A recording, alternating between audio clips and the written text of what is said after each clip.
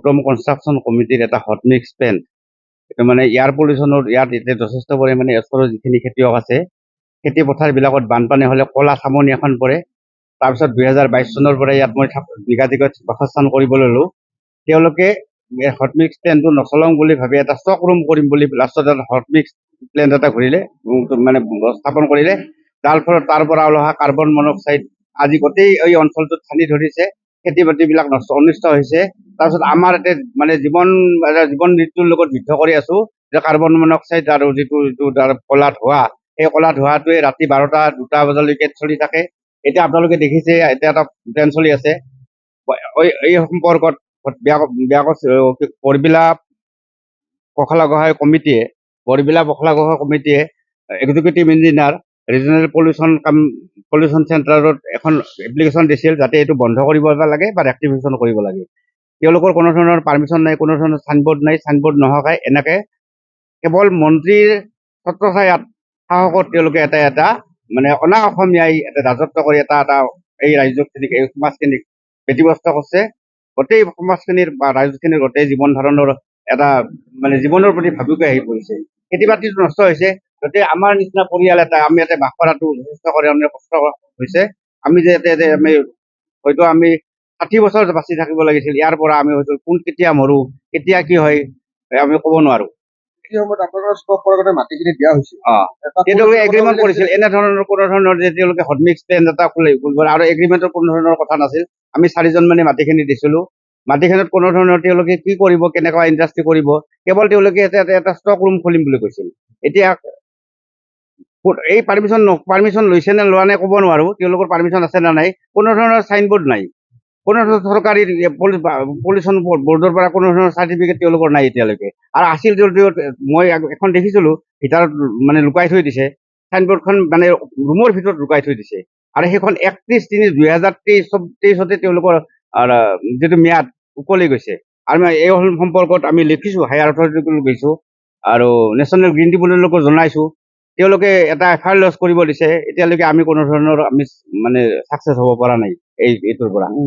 যিহেতু আপোনালোকে মাটিখিনি আপোনালোকে দিছিল আৰু তাত পলিউশ্যনৰ কথাটো উল্লেখ আছে, যাতে পলিউশ্যনৰ কথা উল্লেখ আছে ওচৰৰ খেতি পথাৰ যাতে অনিষ্ট হ'ব নোৱাৰে সেইটো কথা আছে।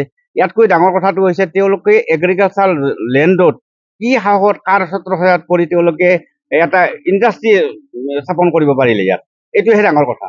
কাৰণ নন এগ্ৰিকালচাৰ লেণ্ডলৈকে মাটিখিনি কনভাৰ্ট কৰিব লাগে, ইণ্ডাষ্ট্ৰি এটা কৰিব লাগিলে, সেইটো তেওঁলোকে কৰা নাই। সেইটো কোম্পানীটো গৌতম কনষ্ট্ৰাকশ্যন কোম্পানীৰ এটা বৰবিলা ইউনিট। তেওঁলোকে ৰাস্তা ঘাট এইবিলাক বনাই এনেধৰণৰ কাম কৰি আছে। মুঠতে এই গোটেই অঞ্চলটোত আপোনালোকৰ এই ওচৰৰ যিকেইখন গাঁও আছে আপোনালোকে গ'লে গম পাব, গোটেই অঞ্চলটোত একাল বৰবিলা বুলি নহয়, গোটেই অঞ্চলটোত এই ক'লা ধোঁৱাই দি টানি ধৰিছে। খেতি বাতিবিলাক অনিষ্ট হৈছে। মানুহৰ জীৱনত ৰাতি হ'লে উশাহ নিশাহ ল'ব নোৱাৰে, তেনেকুৱা অৱস্থা হৈছে। দিনত থাকিব নোৱাৰে। আপোনালোকে গ'লে গম পাব গোটেইখিনি। সন্মুখত স্কুলো আছে।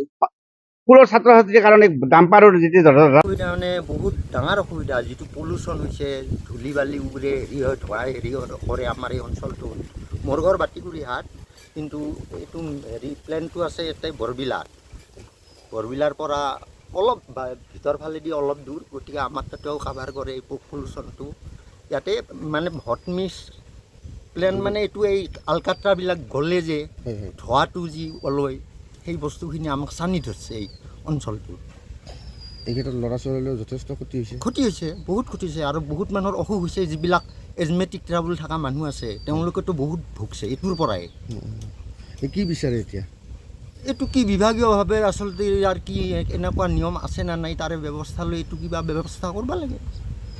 কিবা যদি কৰিব পৰা আছে, পলিউশ্যনটো কৰিব পৰা, সেইটো কৰিব লাগে বিভাগে। কিন্তু ক'ব যে যথেষ্ট ক্ষতি হৈছে আৰু এইটোৰ পৰা। নিশ্চয় হৈছে। আপোনালোকে দেখক, চাইছে নে নাই কিমান ধোঁৱা ওলাই আছে, দেখিছে না? চলি আছে মেচিনটো।